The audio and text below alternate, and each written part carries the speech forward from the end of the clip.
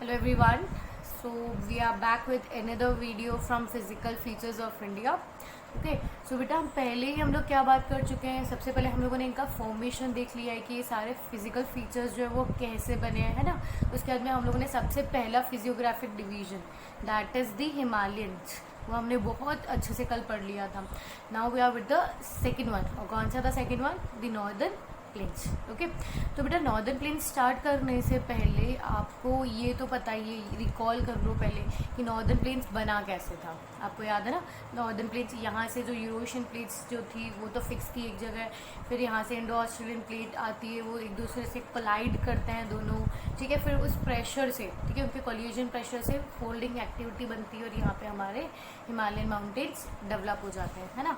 अब Himalayan mountains बनने के बाद में फिर उसके बाद में अब बेसिन बनने लगता है। जो रिवर्स आती हैं हिमालयन माउंटेन से वो फ्लो करते करते अपने साथ में सेडिमेंट्स लेके आती है और फिर उसके बाद में हमारा ये पूरा नॉर्दर्न प्लेन्स बन जाता है। तो these are the particular states जो नॉर्दर्न प्लेन्स को कवर करती है, ठीक है। Some part of Rajasthan, Punjab, Haryana, Delhi, Uttar Pradesh, Bihar, some part of Jharkhand, West Bengal, Assam, Meghalaya. Okay, these are few things that you need to learn. Okay, moving ahead. So now what we have is the explanation. अब आपके पास एक 5 mark का question direct आ सकता है कि explain the northern plains. अब आपके पास content होना चाहिए, है ना, तो वो 5 मार्क्स में पूरे मिल जाएंगे। So what you need to write बेटा, बहुत सिंप्लीफाइड पॉइंट्स में लिखा हुआ है और हमेशा ध्यान रखा करो कि एसएस के आंसर्स जो होते हैं वो हमें केवल और केवल पॉइंट्स में देना है। तो जितना क्लियर आप मार्क्स आंसर्स लिखोगे ना, उतना टीचर आपके कॉपी में क्लियरली मार्क्स देगा। आई ऑलवेज टेल कि जितना ज़्यादा आप टीचर को अपनी कॉपी के अंदर उलझाए रखते हो ना, तो वो क्या करने लग जाता है, मार्क्स काटने लग जाता है। तो ये चीज़ें अभी कितनी क्लियर दिख रही है, राइट। तो इस तरीके से अगर आप आंसर्स लिखोगे ना तो फिर वो फटाफट से, मतलब लाइक चेकिंग भी ईजी हो जाती है, तो मार्किंग भी बहुत ज़्यादा ईजी हो जाती है, फ्लेक्सिबल हो जाता है। So starting with the northern plains, these are form by the interplay of 3 major rivers. मतलब अगर मैंने आपको पहले ही अभी समझा चुकी हूँ कि जो हमारा पूरा नॉर्दर्न प्लेन्स है, ठीक है, वहाँ पर रिवर्स आई है और वो रिवर्स के इंटरप्ले की वजह से बना है। तो 3 इंपॉर्टेंट रिवर्स और उनकी ट्रिब्यूटरीज का मेजर रोल होता है। तो वो 3 इंपॉर्टेंट रिवर्स कौन सी है?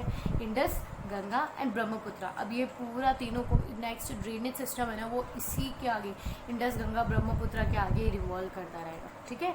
तो आप वापस आपको अभी किस पे ध्यान देना है, दैट द नॉर्दर्न प्लेन्स, हमारे जो नॉर्दर्न प्लेन्स है वो 3 मेजर रिवर्स की वजह से बने हैं, that is Indus, Ganga, Brahmaputra और इनकी ट्रिब्यूटरीज की वजह से। ओके अब आपको भी पता है बेटा कि जो रिवर्स होती है वो अपने साथ फ्लो करके सेडिमेंट्स लेकर के आती है ना। आपको पता है सेडिमेंटेशन वाला प्रोसेस, तो उसी सेडिमेंटेशन प्रोसेस की वजह से ये जो पूरा प्लेन है, यहाँ पर हमें कौन सा फॉर्म ऑफ सॉइल मिलता है? Alluvial soil. ओके क्लियर है इतना। हम लोगों ने हिमालयन रेंजेस की लेंथ वगैरह भी याद करी थी, उसकी ब्रॉडनेस भी याद करी थी, याद है ना।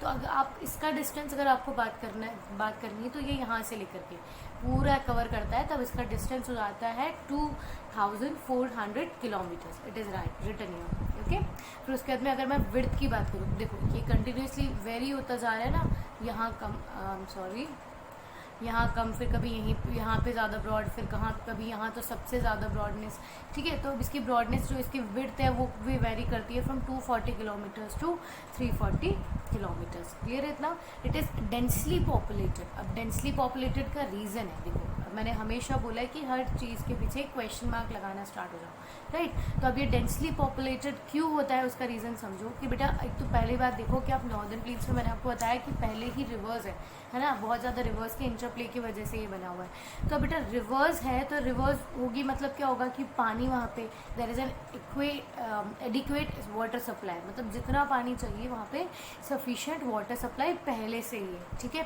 फिर उसके बाद में हम लोगों ने बात की थी कि यहाँ पे एल्यूवियल सॉइल है, तो यहाँ पे अगर हम बात करें तो क्वालिटी ऑफ सॉइल जो है वो भी बहुत ज़्यादा फर्टाइल, पानी आपको अवेलेबल है, फिर आपके पास अच्छा फर्टाइल सॉइल अवेलेबल है, ठीक है। उसके बाद में हमें जो भी क्लाइमेटिक, अब आपको हमेशा पानी वगैरह होने की वजह से सारी जितने भी मतलब एग्रीकल्चर को सपोर्ट करने वाला जो क्लाइमेट चाहिए वो भी वहाँ पर प्रॉपरली अवेलेबल है। तो जितने भी फीचर्स थे हमें एग्रीकल्चर करने के लिए जो नेसेसिटीज़ थी वो सबको सेटिस्फाई कर रहा है। तो वहाँ पे जो एग्रीकल्चर एक्टिविटी हो जाती है ना बेटा, वो वहाँ की प्रोमिनेंट एक्टिविटी हो जाती है, जिसकी वजह से वो बहुत ज़्यादा, वो एरिया जो है वो बहुत ज़्यादा पॉपुलेशन सपोर्ट कर रहा है। ठीक है, मतलब वहाँ पे मेजर ऑक्यूपेशन क्या हो रही है, एग्रीकल्चर। लोगों को वहाँ एम्प्लॉयमेंट मिल रहा है, उनको पानी मिल रहा है, उनको अच्छा क्लाइमेट मिल रहा है, उनको फर्टाइल लैंड मिल रही है, तो फिर वो एरिया क्या हो जाता है, डेंसली पॉपुलेटेड हो जाता है। ठीक है, अब बेटा अब इस चीज़ को यहाँ पे आपको और समझने की ज़रूरत है कि जो हमारा नॉर्दर्न प्लेन है ना, उसके अंदर भी बहुत सारे, अभी हम लोगों ने यही बात करा था कि अभी हम लोग क्या पढ़ रहे हैं कि हमारे इंडिया के अंदर मेजर फिजियोग्राफिक डिवीजन्स कौन कौन से हैं। अब जो ये नॉर्दर्न प्लेन है इसके अंदर भी बहुत सारे अलग अलग फिजियोग्राफिक डिवीजन्स हैं, इसके अंदर भी बहुत सारे जोग्राफिक फीचर्स डेवलप हुए, इसके अंदर भी बहुत सारे जोग्राफिक फीचर्स डेवलप हुए। अब जैसे उसका कौन कौन से फीचर्स हैं, riverine islands, doabs and distributors. अब ये कौन सी बीमारी आ गई है ना, now we will talk about this. See riverine island आप समझोगे, रिवराइन आइलैंड्स आप कैसे समझोगे मैं वो बता देती हूँ। रिवराइन आइलैंड्स क्या होते हैं कि आप जैसे फॉर एग्जांपल आप ये समझो कि just a minute, I use a pen और फिर समझाती हूँ आपको ये।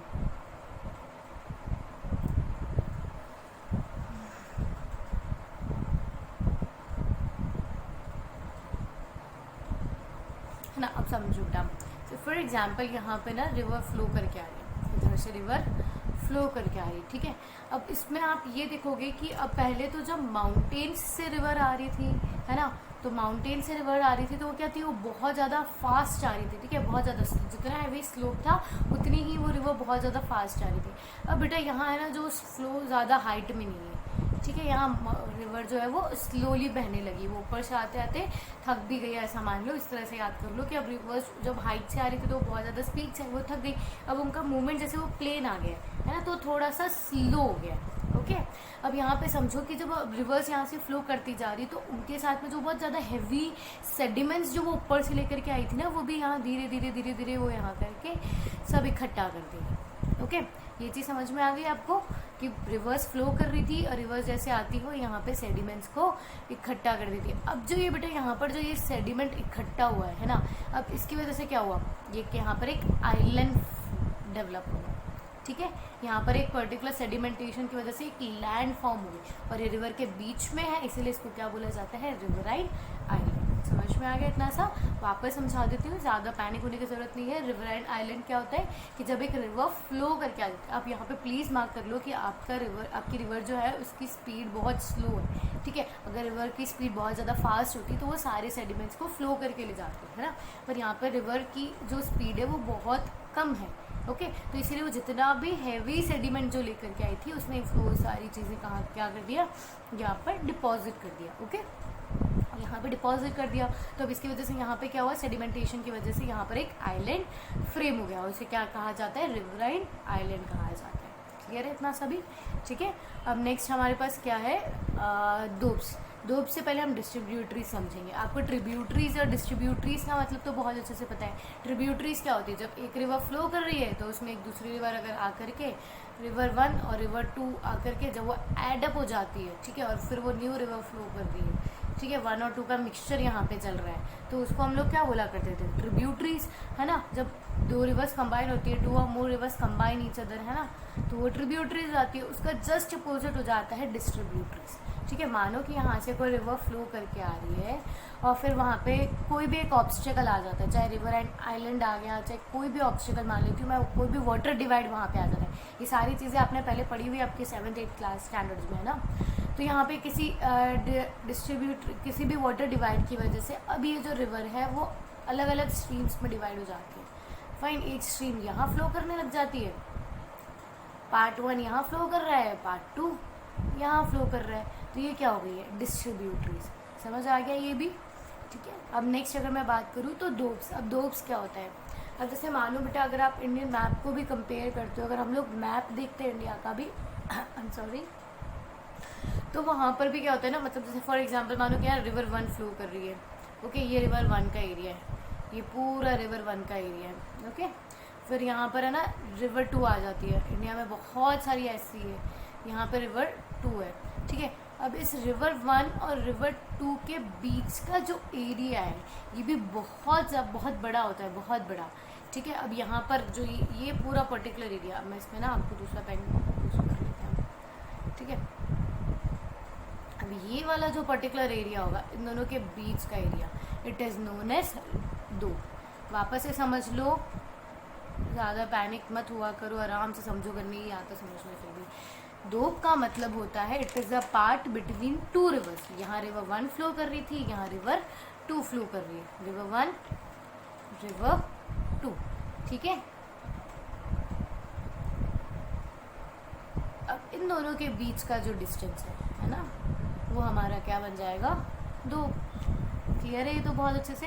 तो रिवराइंस आपको समझ में आ गया, डोप्स आपको समझ में आ गया, और आपको डिस्ट्रीब्यूटरी समझ में आ गई। तो नॉर्दर्न प्लेन्स अगर मैं स्टार्टिंग से वापस से कंपेयर करूँ कि नॉर्दर्न प्लेन्स जो था वो क्या चीज़ है, it is form by the interplay of 3 major rivers. मतलब ये पूरा जो नॉर्दर्न प्लेन्स पूरा जो कंपोज हुआ है ये बिकॉज ऑफ रिवर्स हुआ है, उनके साथ जो सेडिमेंट्स बह करके आए हैं उनके सेटअप होने के बाद में जब वो पूरा कंसोलिडेट हो गया था उसके बाद में हमारा नॉर्दर्न प्लेन्स डेवलप हुआ है। ओके, अब रिवर्स के साथ आ रहा है यहाँ पे सॉइल, तो बहुत ज़्यादा फर्टाइल होगा, इसीलिए वहाँ पे कौन सा सॉइल अवेलेबल होता है, एलुवियल। इसकी लेंथ और इसका ब्रॉडनेस ये आपको याद करने की ज़रूरत है।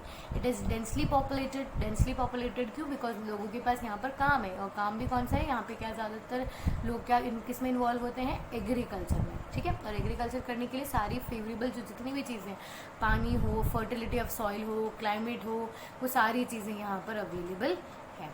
ओके, ठीक है, और यहाँ पे अगर मैं बात करूँ तो नॉर्दर्न प्लेन्स के अंदर भी बहुत सारे जोग्राफिकल फीचर्स बनते हैं, जैसे रिवराइन आइलैंड्स, डिस्ट्रीब्यूटरीज है ना, ये सारे आप याद कर सकते हो। Okay, coming to the next page.